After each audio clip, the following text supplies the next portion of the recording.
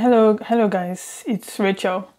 I really didn't want to upload a video this week because of all the happenings around the world, racism, rape, the injustice that black people and women are facing. But I've decided to talk about it because I belong to both categories of people. I belong to the two groups of people that are facing this injustice. So we have the issue of George Floyd, Ahmaud, and Brianna, being murdered because of the color of their skin, being treated unfairly. And then on the other side, in Nigeria, we have women being raped without their consent, being treated like animals. And usually I'm this kind of person, when I go online to see what is going on regarding all these things that are happening, I like to observe and see what people are saying and see what people are really thinking, because sometimes it feels like you are in your own world and you really don't know what is going on around you, and you really don't know what people think about in their own minds. And by the time things like this, like these two incidences or these many incidences happen, you begin to see the true colors of people that live in the world with you. And it's surprising. For some people it's surprising, for some people it's not surprising, because we already know that the kind of world that we live in. And if you're a Christian, you know that the Bible talks about that the heart of men is desperately wicked, and how men naturally in their hearts have the tendency to be evil and to perpetrate acts of evil and to perpetrate wickedness. So me speaking on this topic is just to sound like, it's just to give a warning, because I've been going through Twitter, I've been going through Facebook, I've been going through Instagram, and I've been seeing people saying stuff like, he deserved to die. Well, what about this person? And especially when they are talking about the pain an oppressed group is facing, you have somebody that will come and say, what about this other person? Why wasn't there an uprising, or why wasn't there a riot when a person was killed or raped, or men get raped too? And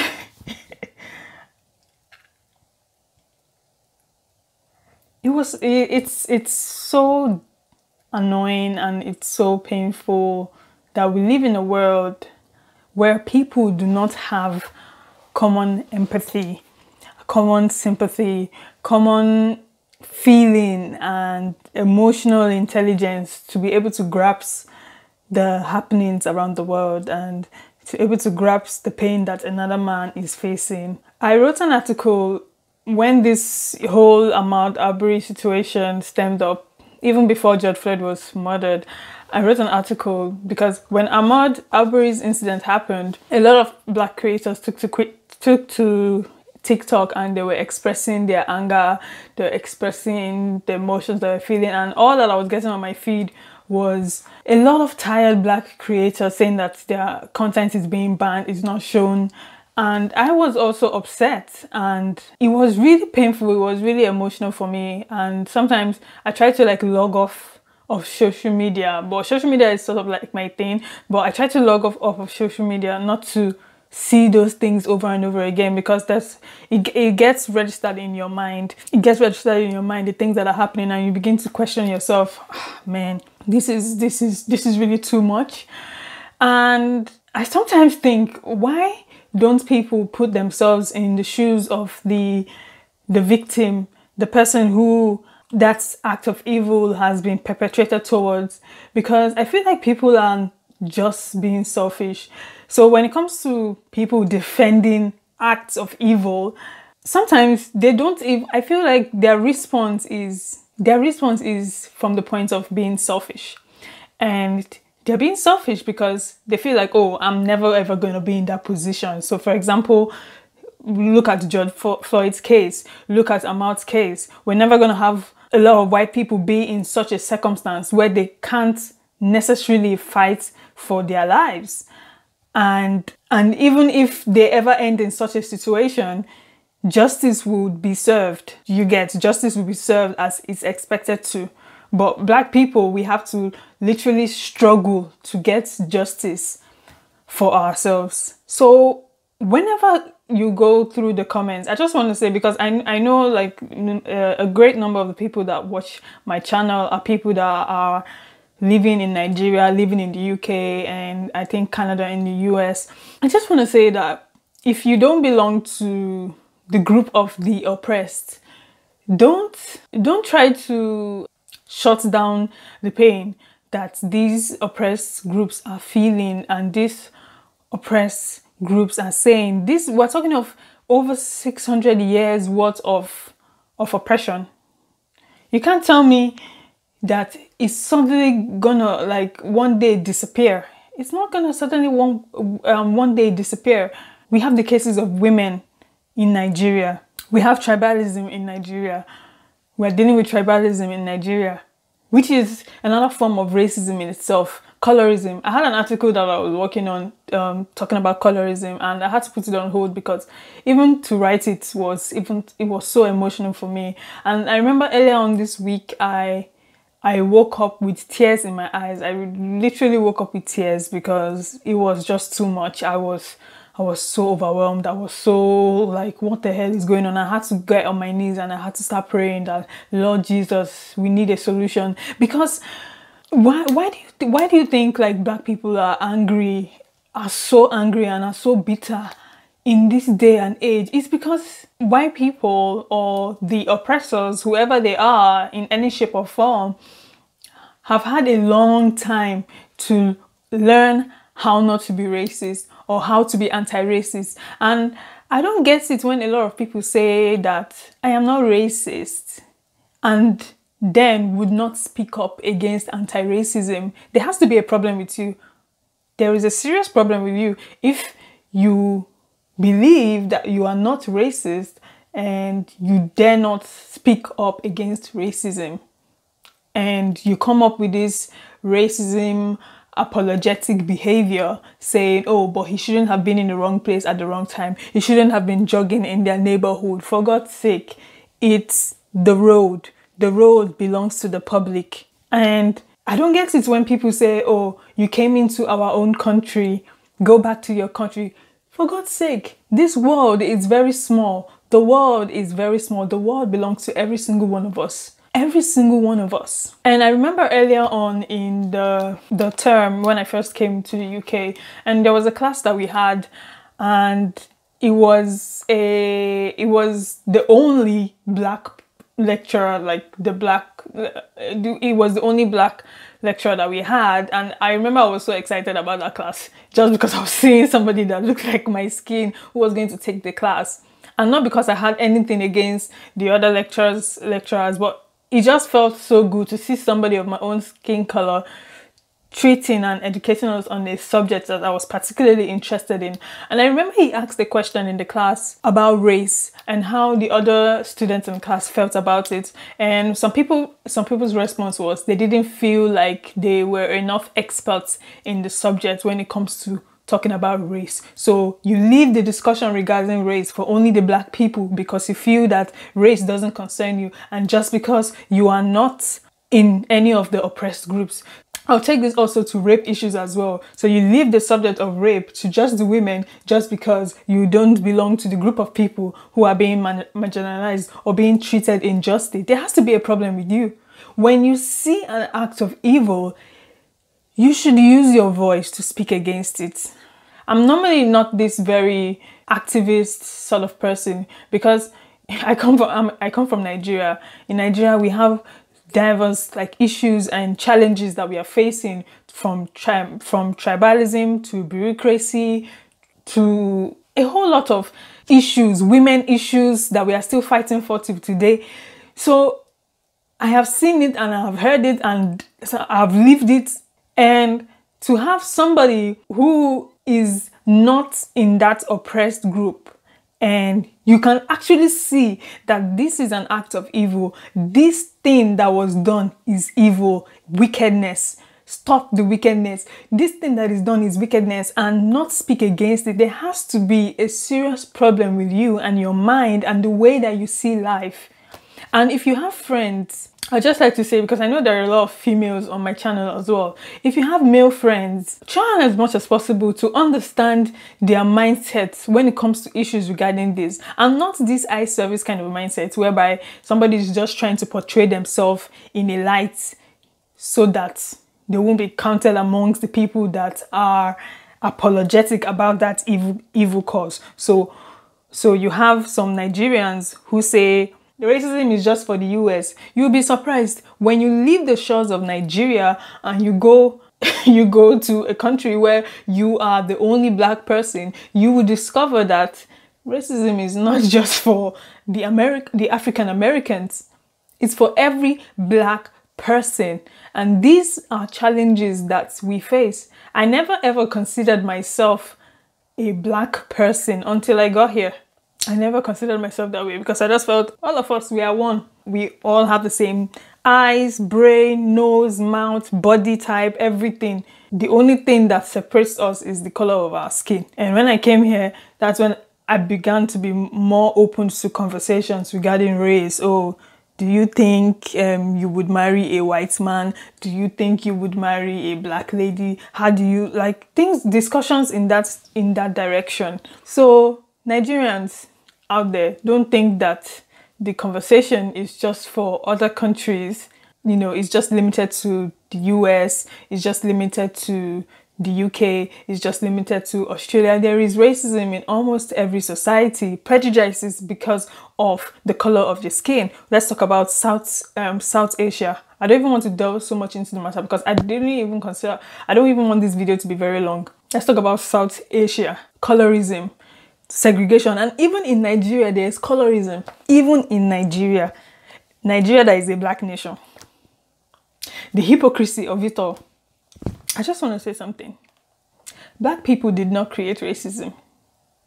We did not create it, and it will be difficult for just we, the black people, to be fighting against racism. So my foreign friends and white friends, you also need to get on the bandwagon with us. You also need to fight with us. And if you don't know what to do, like if you don't know what to say, because sometimes I you know, I've been going through social media and I've been seeing some very funny responses like, but it wasn't us that, you know, oppressed the people back in the day. Look, there's what's also called white privilege. I don't know if I have to even say it again. There's what is called white privilege, and there are privileges that you are going to experience just because of the color of your skin. And you need to be able to use that your privilege to speak up against issues like this. And for those who have gone ahead to, you know, support the cause and talk about racism, talk against it, thank you. Because it's a very difficult and dicey issue. We cannot fight racism with more racism. So it is all of us. It's not just a situation of white versus black. It's every single one of us against racism itself.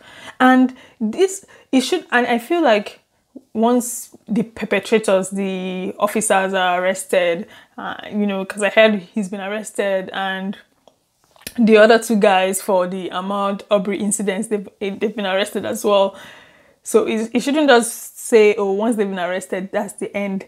That's not the end. We have issues, like lots of issues to deal with. Systemic racism in the offices, in the companies, consciously done by the oppressors because they want to keep black people hidden. And I want to say, don't just try to understand the rage that black people are feeling right now, because a lot of people are complaining, but looting is also wrong. Yes, looting is wrong, but we've been protesting silently, peacefully.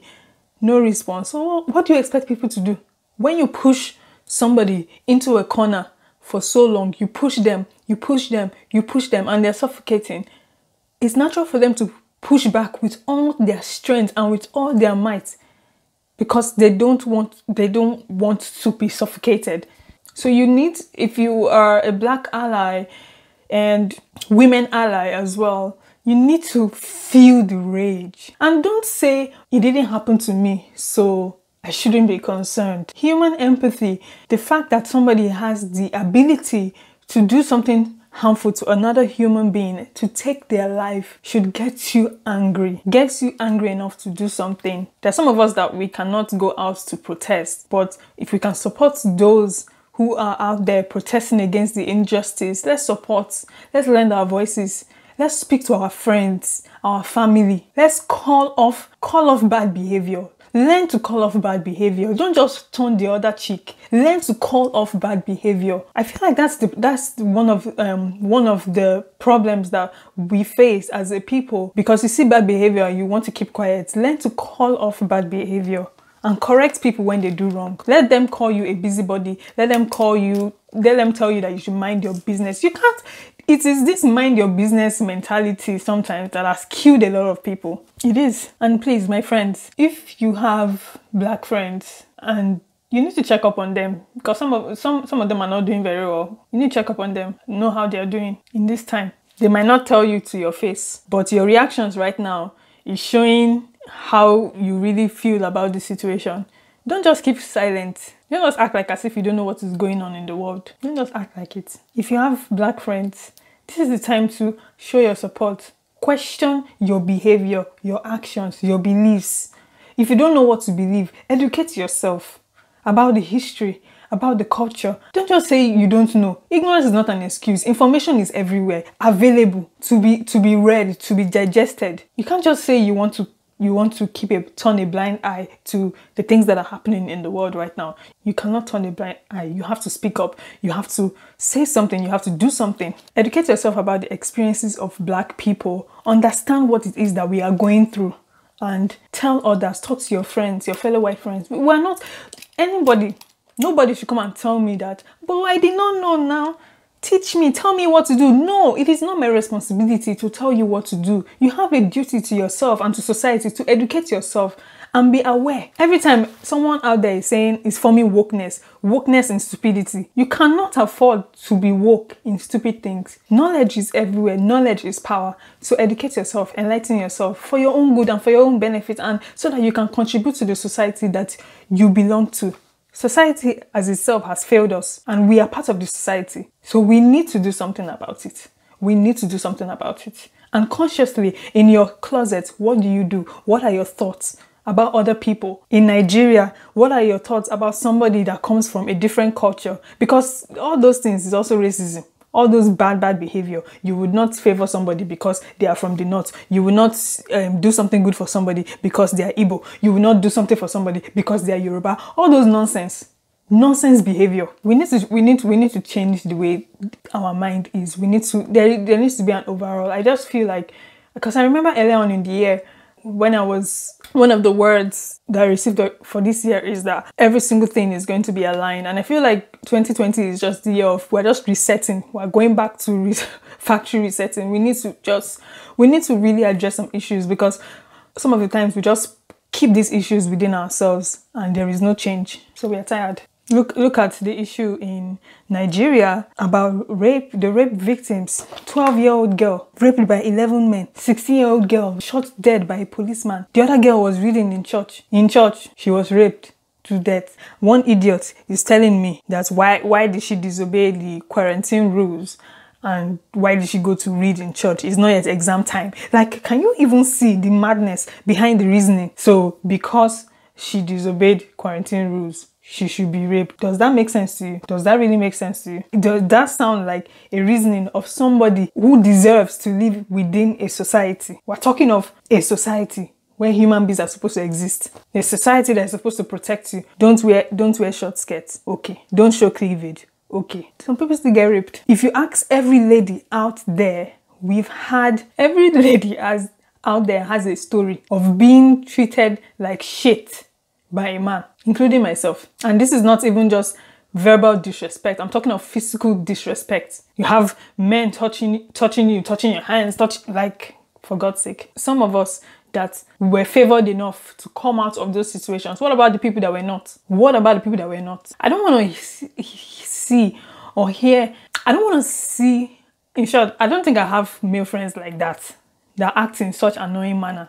But I just want to say, if you are a guy and you have guy friends that speak of such rubbish,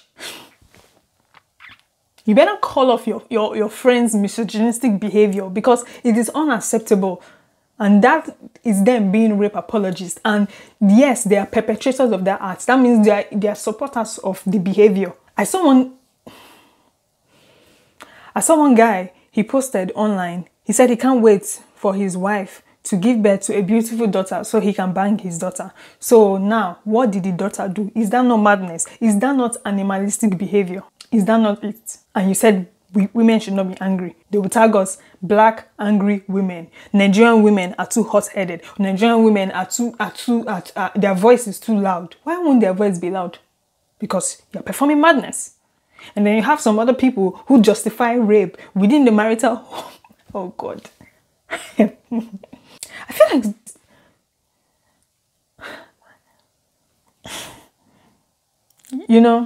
there is something that this lady said, Zora Neale Hurston, and she said, if you're silent about your pain,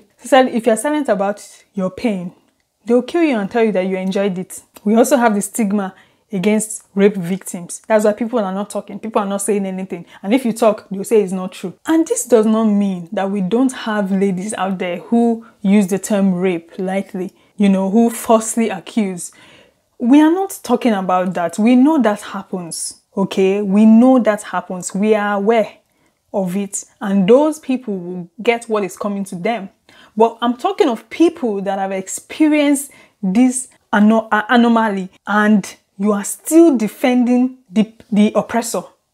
Like, is something wrong with you? You need to really do a mind check and really check the things that you believe and really check the way you think. And please, if you know anyone, any guy or any lady, because there are also ladies that amazing, it's just so shocking to me. It is so shocking to me. There are also women out there who are magnifying the acts of the oppressors. To the men who have never assaulted women, and you've never raped a woman, or you've never groped a woman, that is normal behavior. That is how normal people behave. You don't need to be applauded or whatever for you. You're a good person. That is how normal people behave.